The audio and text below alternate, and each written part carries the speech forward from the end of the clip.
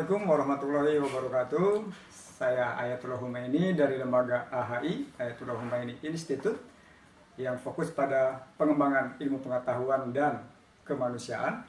Kali ini saya akan coba sharing ilmu pengetahuan terkait grammar bahasa Inggris yang selama ini oleh sebagian dianggap materi yang paling sulit.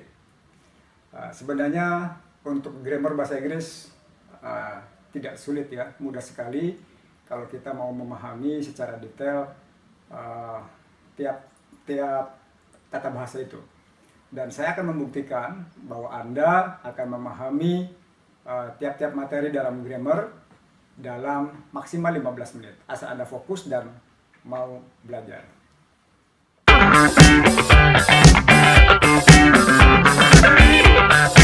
Kawan-kawan, kita lihat tenses pertama, yaitu simple present tense. Nanti kawan-kawan akan memahami tiap-tiap tenses hanya dalam materi satu whiteboard kecil ini.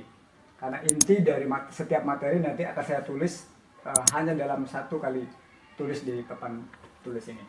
Kita lihat simple present tense, ini bentuk sederhana sekarang atau saat ini. Ya, fungsinya yang pertama untuk menyatakan kebiasaan sehari-hari atau tindakan yang sudah menjadi kebiasaan.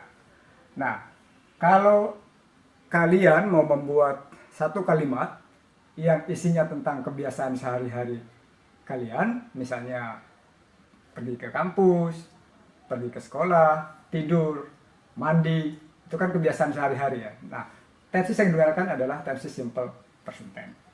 Nah, yang kedua, ini untuk menyatakan fakta atau kebenaran umum. Dalam bahasa Inggrisnya namanya the general truth. Nah, kalau kalian juga mau membuat kalimat tentang satu fakta atau kebenaran umum, contohnya, the sun rises in the east. Matahari terbit dari sebelah timur. Itu kan kebenaran umum yang tidak bisa disangkal. Itu juga tersisa pakai simple present tense. Nah, contoh lain misalkan, I am a teacher. Atau you are students. It is board marker. Nah, ini adalah fakta atau kebenaran umum. Oke, kita lihat. Ada dua pola untuk membuat simple present tense. Yang pertama, present of verb. Atau dalam bahasa kita disebut kalimat verbal. Nah, apa kalimat verbal itu? Yaitu kalimat yang menggunakan kata kerja utama. Atau dalam bahasa Inggris namanya main verb. Nah, contohnya misalkan main verb go, pergi, study, belajar, read, membaca, write, menulis, eat, makan, cook, dan lain sebagainya. Nah, kalau kalimat itu ada kata kerja seperti itu, ada main verb, maka harus menggunakan pola yang ini. Ya. Rumusnya seperti apa? Kita lihat, untuk kalimat positif, pertama setelah subjek harus diikuti dengan verb 1 atau verb 1 plus s atau is. Baru kemudian objek. Nah, objek ini sebenarnya opsional ya, pilihan, boleh ada, boleh tidak ada. Kalau kata kerjanya kata kerja transitif atau transitive verb, maka harus diikuti dengan objek. Kalau intransitive verb, seperti kata go ya, itu tidak perlu diikuti oleh objek, hanya keterangan tempat atau keterangan waktu. Nah, kita lihat keterangannya. Kalau subjeknya I, saya, you, kamu, we, kami, they, mereka, atau nama orang lebih dari satu, Tom and Mary misalkan, atau my father and my mother, atau my friends, atau nama binatang lebih dari satu, 2 cats, 5 dogs, dan lain sebagainya, maka verbnya cukup menggunakan verb 1 tanpa tambahan s atau is. Nah, untuk kalimat tanya nanti tinggal tambahkan do di depan kalimat, kalau subjeknya tadi, I, you, we, they, dan lain sebagainya. Nah, untuk kalimat negatifnya ditambahkan do not setelah subjek. Nah, kalau subjeknya itu she, dia untuk kata ganti perempuan, he untuk dia kata ganti laki-laki, it, ia atau dia atau ini atau itu artinya untuk kata ganti benda atau binatang tunggal atau satu, atau nama orang satu John misalkan, atau my father, my mother, atau nama binatang satu a dog. Maka verb satunya harus ditambah dengan s atau is. Ya. Untuk kalimat tanyanya, dia harus menggunakan auxiliary does. Nah, untuk kalimat negatif gunakan auxiliary verb does not. Oke, paham ya? Kita lihat. Ada beberapa getaran waktu yang dia menjadi ciri khas dari simple present tense.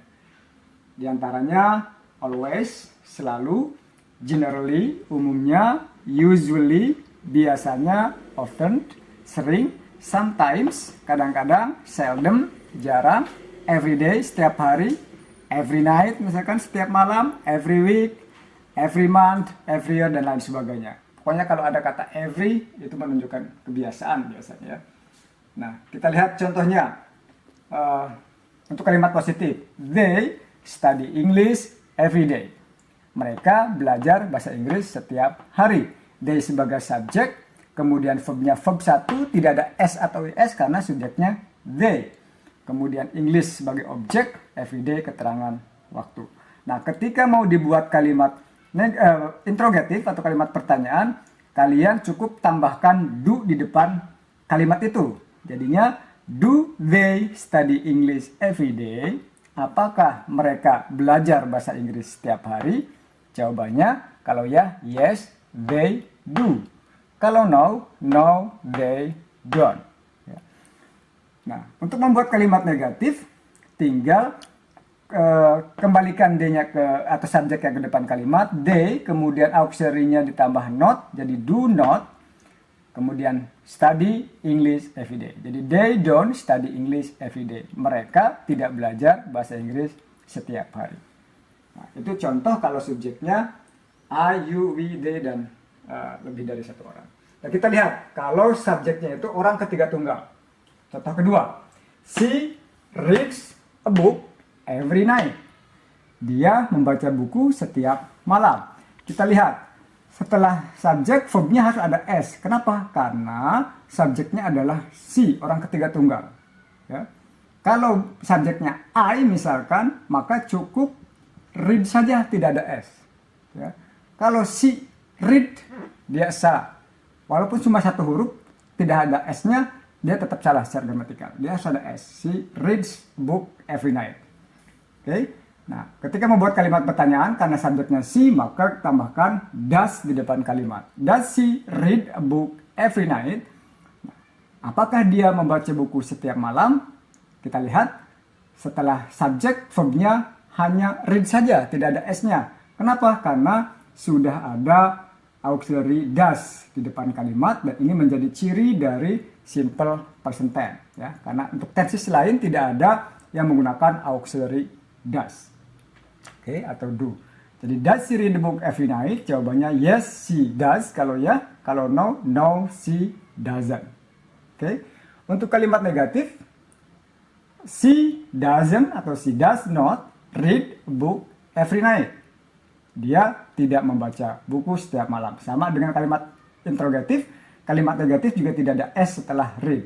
Jadi kalau subjeknya orang ketiga tunggal yang ada S-nya untuk kata kerjanya itu hanya pada kalimat positif. Ya. Untuk kalimat pertanyaan dan negatif tidak perlu ditambahkan S karena sudah ada does atau doesn't. Oke. Kemudian kalau mau membuat kalimat yang menggunakan WH word atau WH question. Jadi what, nah setelah what maka auxiliary-nya harus tambahkan dulu sebelum subjek. What does she do every night? Apa yang dia lakukan setiap malam? Does yang pertama ini adalah auxiliary verb yang ini untuk kalimat pertanyaan dari simple present tense. Kemudian setelah subjek kita lihat lagi ada kata kerja do. Nah, do di sini adalah kata kerja utamanya yaitu yang bermakna mengerjakan. What does she do?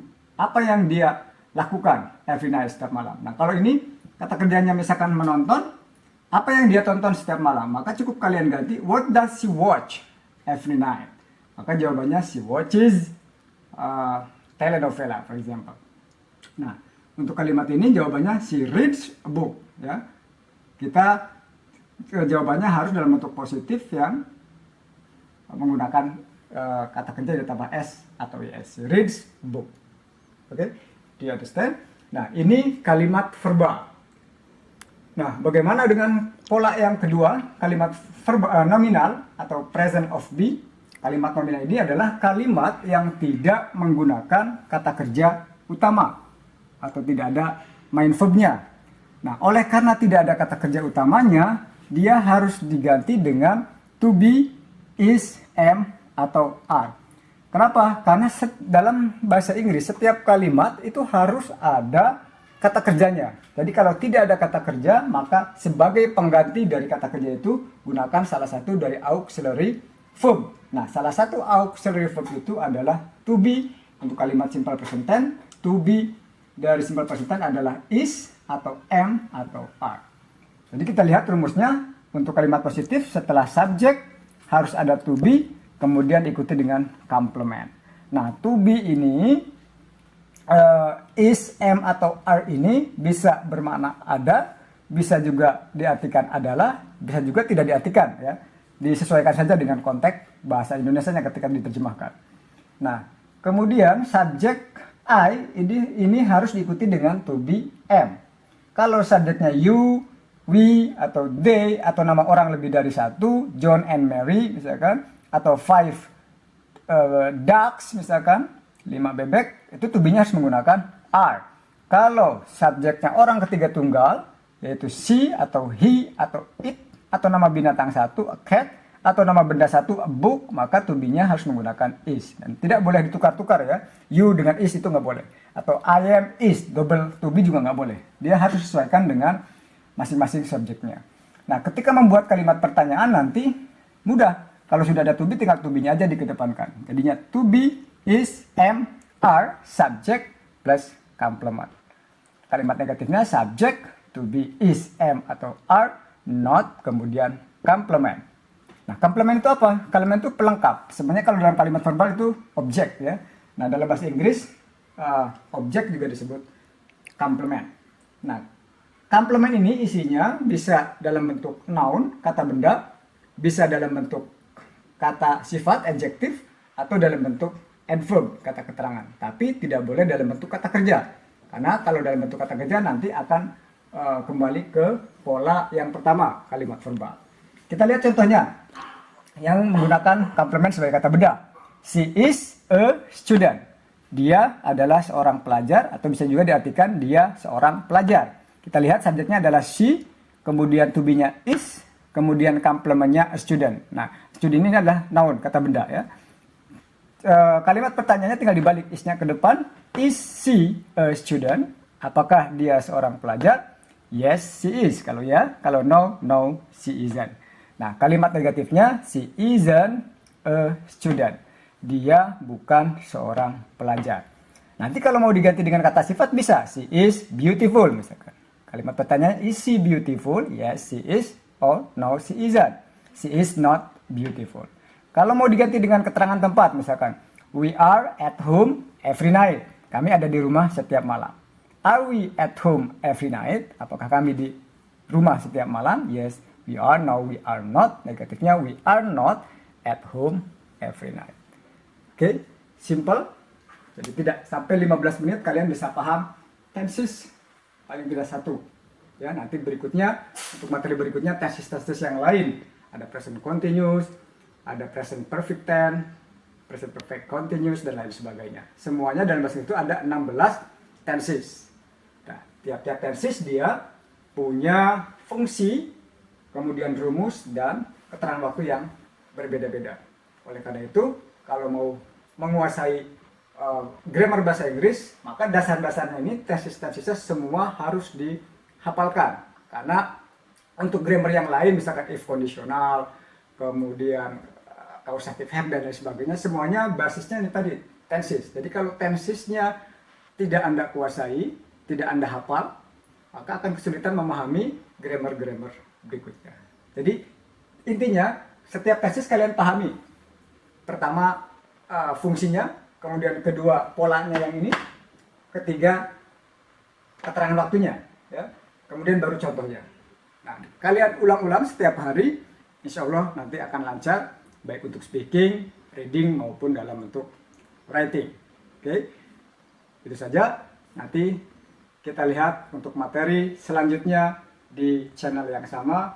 Silakan kunjungi terus channel AHI Entertainment akan kita share semua materi tentang grammar, baik itu tenses maupun materi-materi yang lain sampai kalian menguasai seluruh materi grammar. Ya. Nanti di akhir juga akan kami kasih latihan-latihan untuk TOEFL yang base-nya grammar. Oke, terima kasih. Jangan lupa like, comment, and subscribe. Nah, kalau ada pertanyaan silahkan ditulis di dalam komen Anda, akan kami jawab secepat mungkin. Terima kasih. Assalamualaikum warahmatullahi wabarakatuh.